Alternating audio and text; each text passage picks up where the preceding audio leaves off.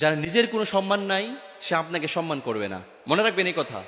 যার নিজের সম্মান নাই সে আরেকজনের সম্মান বুঝে না।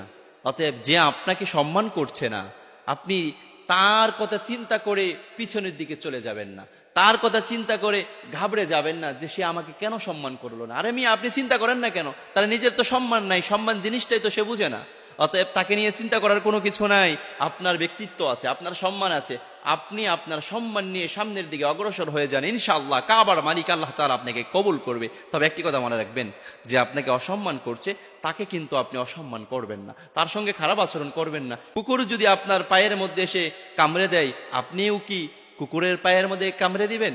না, এটা কোনো মানুষ করতে পারে না। ঠিক তেমনি ভাবে একজন অসম্মানিত ব্যক্তি, যার কোনো সম্মান নাই, সেই ব্যক্তি আপনার সঙ্গে খারাপ আচরণ করেছে, বাজে আচরণ করেছে, আপনিও যদি তার সঙ্গে খারাপ আচরণ করেন, বাজে আচরণ করেন, তার এবং আপনার মধ্যে পার্থক্যটা কি? অতএব আপনার সঙ্গে কেউ খারাপ আচরণ করছে, আপনি কারো সঙ্গে খারাপ আচরণ করবেন না।